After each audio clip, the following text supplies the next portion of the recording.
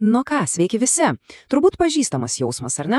Šaltas rytas, vėluojate, įsėdate į automobilį, o ten siurprizas. Priekinis stiklas visiškai nepermatomas. Ir kas blogiausia, iš vidaus.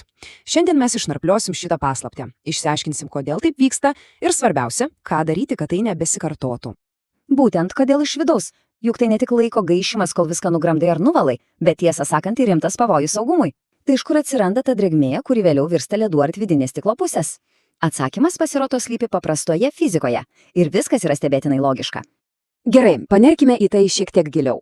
Kad suprastume, kodėl langai rasoja, pirmiausia turime perprasti vieną esminį gamtos dėsnį. Bet nesijaudinkit, viskas daug paprasčiau nei atrodo. Štai ir visa paslapties esmė. Rasos taškas. Įsivaizduokim, kad oras yra lik kempinė. Šiltas oras tai didelė sausa kempinė, galintis sugerti daug drėgmės. O kai tas drėgnas oras atvėsta, kempinė tarsi susispaudžia. Pasiekus tam tikrą temperatūrą, vadinamą rasos tašku, ta kempinė tampa visiškai šlapia ir nebegali išlaikyti vandens. Tada drėgmės perteklis tiesiog iškrenta lašelės, štai jums ir kondensatas. Šitą reiškinį matome nuolat. Klasikinis pavyzdys – šalto gėrimo skardinė, karšta vasaros diena. Tie lašailiai ant jos tai ne gėrimas, kuris sunkiasi pro metalą. Ne, tai aplinkos ore esanti drėgmė, kuri susiduria su šaltu paviršiumi ir virsta vandeniu.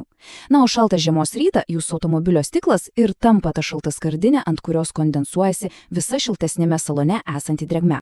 Gerai, dabar kai jau žinom, kaip atsiranda rasa, kyla kitas klausimas. Iš kur po galais automobilio salone atsiranda tiek daug drėgmės? Laikas imtis tyrimo ir surasti visus kaltininkus. Taigi, kas tie mūsų įtarimieji? Pradėkime nuo pačių akivaizdžiausių. Tai mes patys. Su kiekvienu iškvėpimu į aplinką paleidžiame debesį vandens garų. Pridėkime šlapius spaltus, vorvančius skėčius, tirpstantį sniegą nuo batų, visa tai po truputį garuoja ir sukuria salone tikrą pirtį. Bet jeigu kiekvieną rytą langai ne tiesiog aprasoja, o tiesiog ne to žodžio prasme plaukia vandeniu, o kilimėliai nuolat drėgni, problema greičiausiai yra kur kas rimtesnė.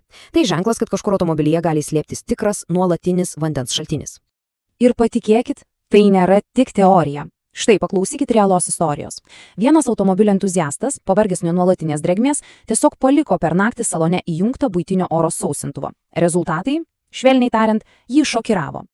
3,5 litro. Tik įsivaizduokite, per kelias dienas iš atrodytų sauso automobilio salono buvo surinktas toks kiekis vandens. Tai yra beveik 2 dideli buteliai limonado. Tai puikiai parodo, kokia milžiniška ir nematoma gali būti problema. Tai kasgi sukelia tokius potvinius automobilyje? Paprastai kalba eina apie 2 pagrindinės mechaninės bėdas, apie kurias tiesą sakant, daugelis vairuotojų net nenutuokia. Štai jie 2 pagrindiniai kaltininkai. Pirmasis – senas užsikimšęs salono filtras. Jis tiesiog neleidžia orų judėti, todėl visa drėgmė lieka įkalinta viduje. Bet dar dažnesnė ir kur kas rimtesnė bėda yra antrasis punktas – užsikimšęs kondicionieriaus drenažas. Paaiškinsiu paprastai.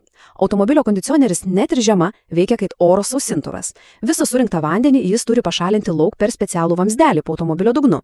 Bet jei tas vamzdelis užsikeša nuo prikritusio lapų, purvo ar plėsio, visas vanduo nebeturi kur dingti. Ir kuris keliauja? Teisingai, tiesiai į saloną, dažniausiai permerktidamas keleivio pusės kilimėlį. Gerai, teorijos pakaks. Įsivaizduokim situaciją. Rytas, langai visiškai aprasoja, o važiuoti reikia čia ir dabar. Ką daryti? Štai jums greitosios pagalbos planas. Štai 4 žingsniai, kurie išvalys stiklą greičiausiai. Ir taip, akis jūsų neapgauna. Reikia įjungti ir karštą orą, ir kondicionierių vienu metu. Atrodo nelogiška, tiesa? Bet palaukit, čia ir slypi visa gudrybė. Štai ir visas triukas. Kondicionieris yra tikras drėgmės siurblys.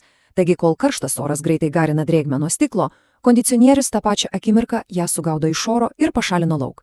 Šis duetas, karštis ir sausinimas, yra tiesiog nenugalimas ginklas kovoje su aprasojusiais langais. Nurasinti stiklą yra viena, bet sutikit daug geriau, kai jis išvis nerasoja. Tad dabar pakalbėkime apie tai, kaip laimėti visą karą, o ne tik vieną mūšį. Apie ilgalaikę prevenciją. Yra 2 pagrindiniai keliai.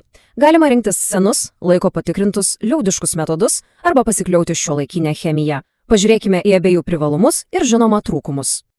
Taip, gerai matote. Bulvė arba skutimosi putos. Skamba gal ir juokingai, bet principas veikia.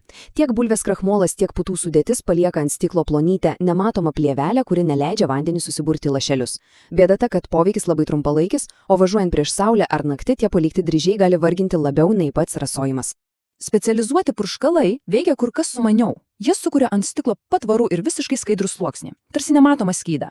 Šis skydas arba priverčia vandenį akimirksniu nubėgti žemyn, arba paskleidžia jį į tokią planą plėvelę, kad ji tampa nematoma. Rezultatas – ilgalaikis, efektyvus ir be jokių dryžių.